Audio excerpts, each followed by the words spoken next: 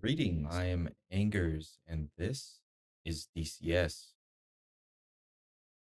Now, I happen to be an avionics technician on F-16s with engine run certification, and I love the cold and dark experience of starting up an F-16 in this game. So I'm going to run through it as I do um, starting an engine in the real world. So let's get into it. Here we go. Here's my F-16. It is a Block 50. I believe it's a Block 50. So let's get in there and look. That's a GE motor, yes, sir. And the first thing I'm going to do, as I do when I get into an airplane, is open my tech data. I'm just kidding. I'm not going to do that. But before we start the motor, we don't start them with the canopy open.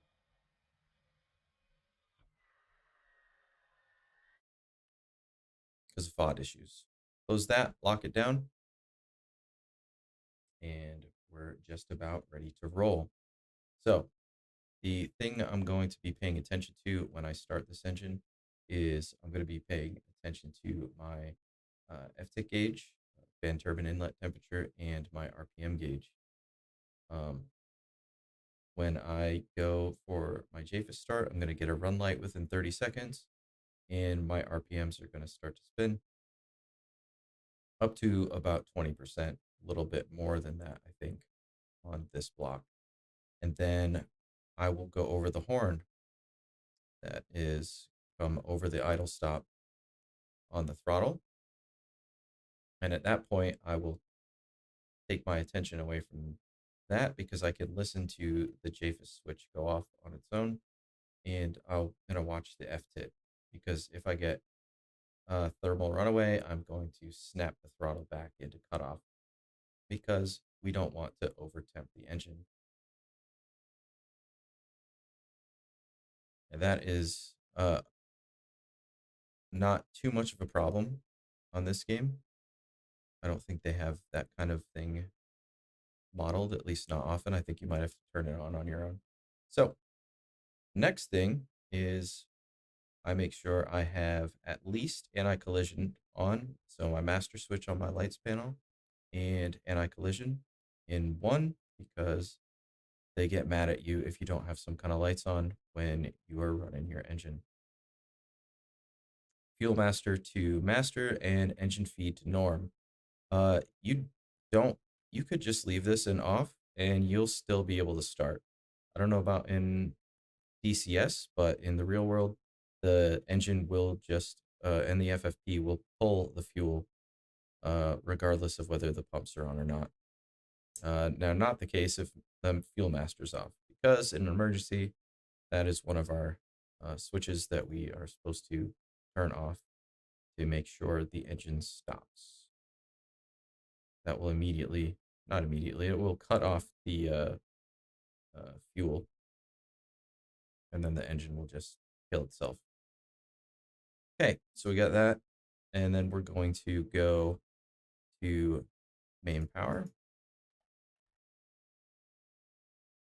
And then I would do a test because I'm an avionics guy. I want to test some of these things. Even if it's not in the TO necessarily, I do double check my FLICS.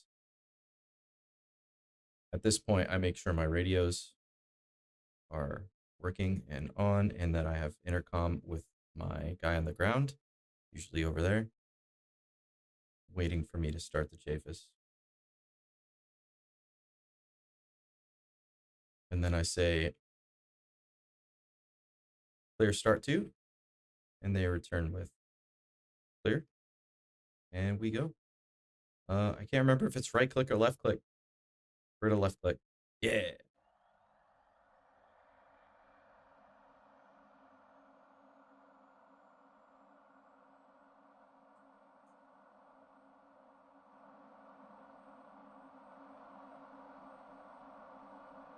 I was just turning up the desktop audio there real quick.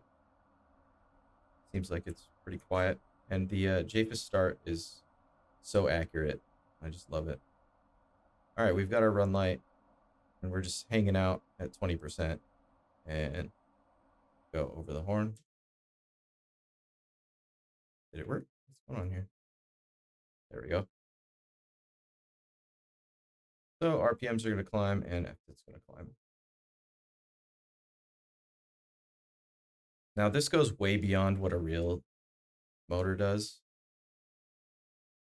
So I'm not too concerned with the way that F-tit just spiked like that. But on my engines, it doesn't go that far. It never gets that high. And if it ever started running like that, I would immediately be in cutoff. So generators on. Our electrical panel lights are out. That's good. The seat not armed. We have no master caution lights.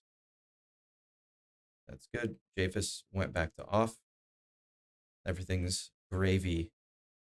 Cool. So now the rest of the cold start is what I do for DCS, because once I've got an engine up and running, all I'm really doing is running whatever ops checks we have to do. Usually some kind of ECS check or just a afterburner run or something like that. Anyway, so for DCS, first thing I like to do, and this counts for Falcon EMS as well. I want all my avionics on, INS and norm, because I want my INS to start aligning. That's a 4-minute align. It's going to be the longest thing. And then I'm going to come back over here to the left side and, oh, actually, I lied. I want to hit my hard point and FCR. So I want FCR on because there's a long bit for that too. So I'm not terribly concerned with. Okay, Flickus is in norm. The procedure, I don't work block 50s that much, so I don't really deal with deflickus that often, but I got to work one just the other day, and it seemed like the procedure was to go into digital backup and go off, and then go ahead and run your bit. I did not have to do a flickus reset this time because everything was reset.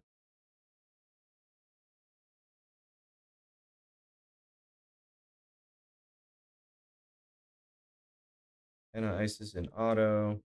These are both in norm.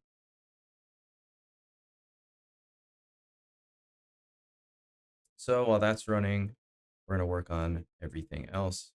We're going to get ECM into standby.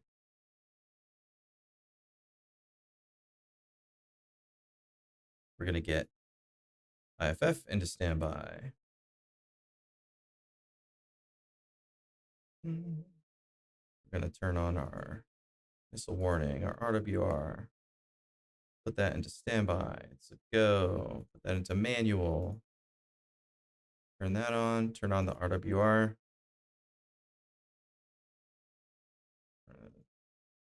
Taxi light. What do I have back there?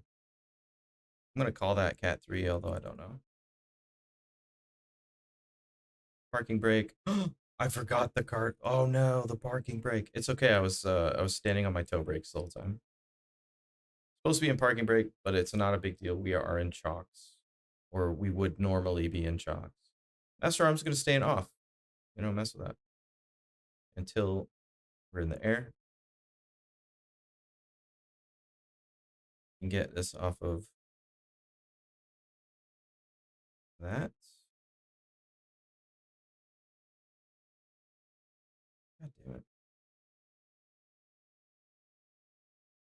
All right, we'll go back to upfront controls on the CNI switch.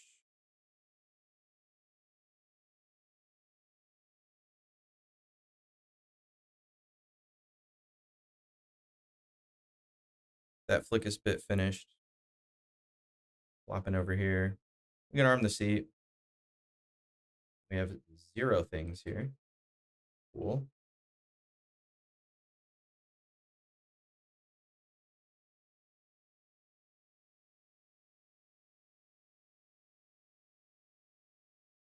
We are breathing.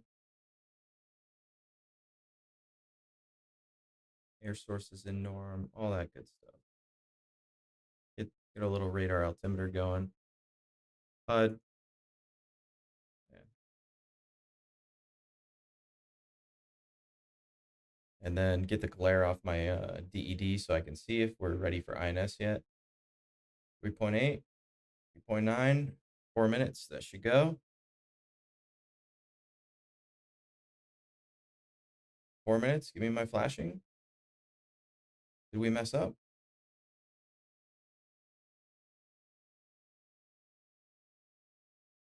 I think I did mess up.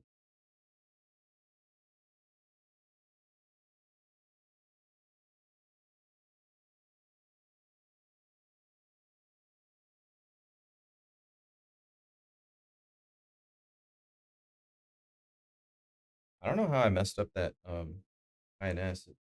I think because I turned it on too early, which was just a mistake. I didn't mean to click it.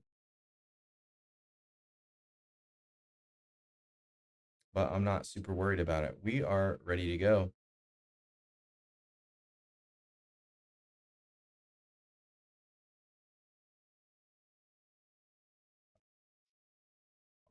Nose wheel steering on, and talk to our crew chief.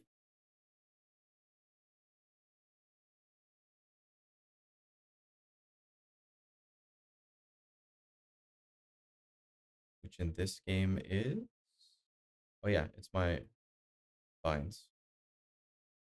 Ground crew, full chocks, chief.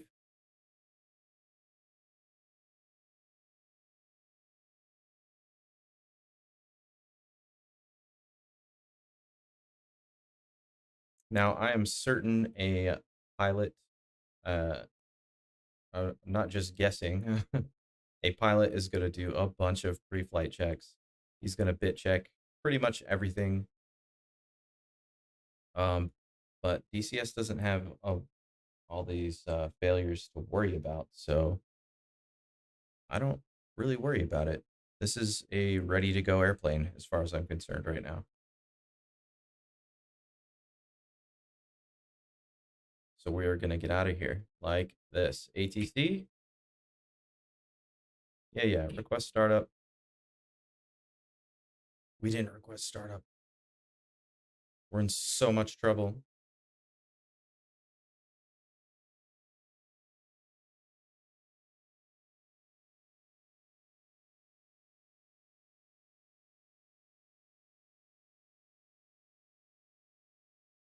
Yeah, buddy.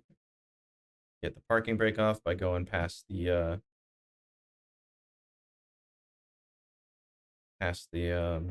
throttle position switch there.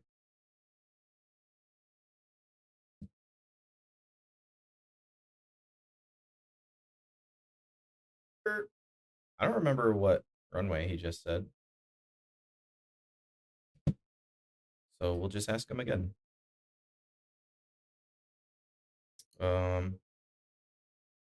See if that works. Yeah. Abort takeoff. Left. Don't tell me what to do. Okay. Exit. Okay.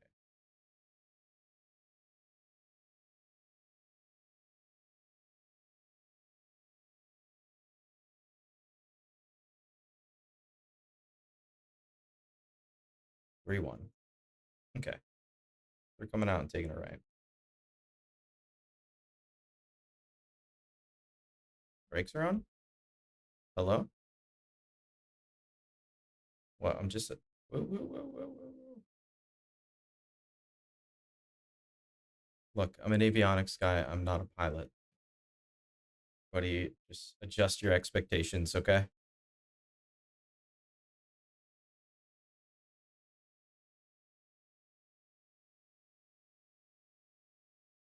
I don't want to hear anything about my speed. Our pilot cooks down the taxiway.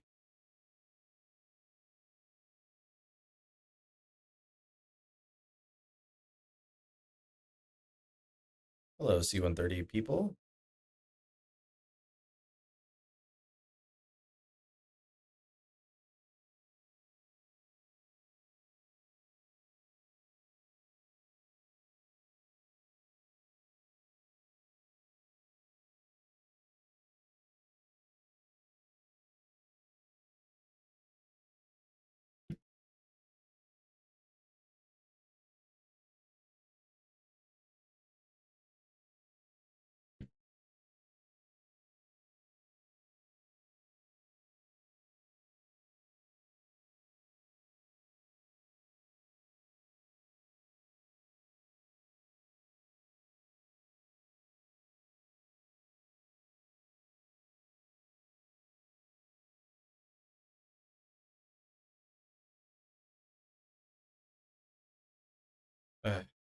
It's such yeah, there we go. ATC in this game's so useless. You gonna slide? Yeah, we are.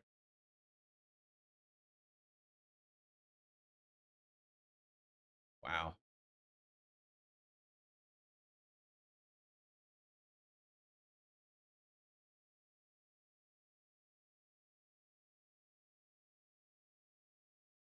It feels so awkward to take off in DCS compared to another game.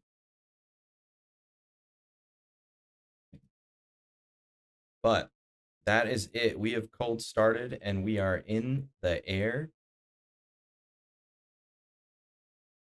We got a little bit of wind pushing us that way. We're going to just go up.